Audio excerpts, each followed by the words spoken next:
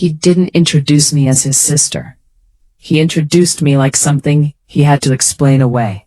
His fingers locked around my wrist as he pulled me across a ballroom full of polished smiles and expensive lies. Crystal lights above, champagne below, and people who only listened when money spoke. His grin was perfect until you looked closely enough to see the strain behind it. "You have to meet my future father-in-law," he said. His tone was warm. His grip wasn't.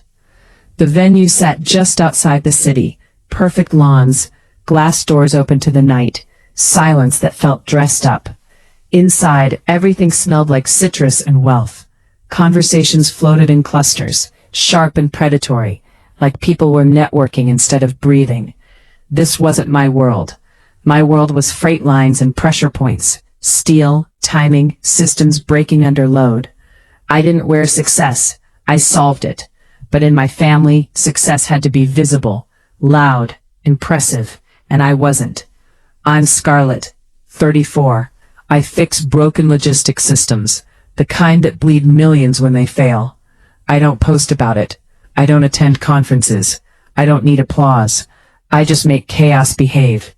My family never understood that. My brother Cooper, he was everything they valued. Polished, charming, visible. A corporate manager at a major logistics firm, now marrying into a powerful empire. Victor Halberg's empire. Ports, rail, contracts stretching across the East Coast. And tonight, my family wasn't celebrating a wedding. They were orbiting power. My seat told me everything I needed to know. A small table in the corner. Far from the stage. Far from relevance. Like I was something that needed to be tucked away. Mom smiled when she saw me, but it didn't reach her eyes. "You made it," she said, scanning me like I'd already disappointed her. "No plus one?" "No," I replied, "just me." Dad leaned in, voice low, controlled. "Try not to make this about you." I almost laughed. When have I ever had the chance? He didn't answer. He never does.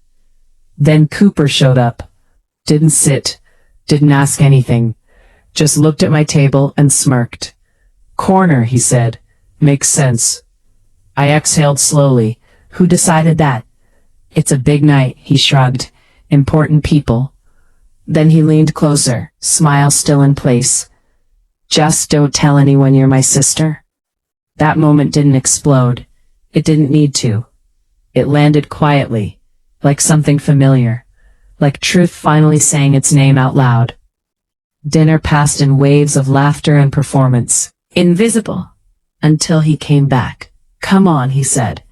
And before I could respond, his hand was on my wrist again. Tight, controlling, dragging me into the center of the room. Heads turned.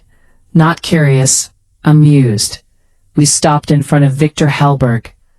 Power. Contained in a man who didn't need to raise his voice to be heard. Cooper beamed. "Victor," he said, "there's someone you should meet." Victor glanced at me briefly, just enough to assess, not enough to care. Then Cooper said it. "This is our family failure." My mother laughed lightly. "We don't brag about her." My father chuckled, and for a second, it almost worked. It almost passed as a joke. But Victor didn't laugh. He looked at me again, really looked this time, and something changed. Not slowly, sharply, like recognition hitting him all at once. "So it's you," he said quietly. The room stilled. Cooper blinked. "Sorry, what?" Victor didn't look at him. "I know you," he said to me. I frowned slightly. "I don't think we've met." "Not in person," he replied. Then his voice lowered. "But you saved my company." Silence. Heavy. Absolute. The kind that shifts power in a room without anyone moving. 8 years earlier, I wasn't anyone important. Just a night dispatcher in a call center. Cheap headset, bad coffee, endless complaints. Then a hurricane hit. Rail lines choked. Systems collapsed. And while everyone else followed scripts, I started mapping the failure. I didn't do it to be noticed. I did it because broken systems bother me. I built a crude routing model, something messy but effective. Alternative rail paths, secondary hubs, split flows, patched the bleeding. Then I sent it. One email, no introduction, no expectation, and I never heard back. So I moved on. Apparently, they didn't. Weeks after the wedding, I sat across from Victor in a quiet room. "We implemented your model," he said. "It saved us." I stared at him, not proud, just aware of how invisible I'd been. Then he gave me something else. A problem. A broken system, again. Only this time it wasn't nature. It was intentional. I accepted. Not for the money, for the pattern. It didn't take long to find it. Routes that didn't make sense. Costs that shouldn't exist. Vendors with no real capacity. And then, a name. Cooper. I wanted it to be wrong. I wanted it to be coincidence. But it wasn't. When he showed up at my door, he didn't deny it. He tried something else. "Family," he said softly. That word again. Always used like a weapon. "You humiliated me in public," I told him. "That was a joke," he snapped. That was strategy.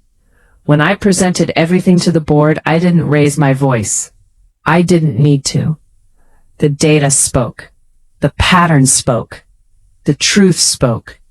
And when his name appeared again and again on that screen, so did the consequences. He called it betrayal. Victor called it clarity. Afterward, my parents called. "What have you done?" they asked. "The truth," I said. Months later, I passed that same venue again. Same lights, same polished illusion. But something had changed. That night he called me a failure. Now I understood. It wasn't an insult. It was projection. Because systems don't care about charm. They don't care about titles. They don't care where you're seated. They only care about one thing. What actually works. And if there's anything worth remembering, it's this. People will label you in whatever way makes them comfortable. Don't argue. Don't explain.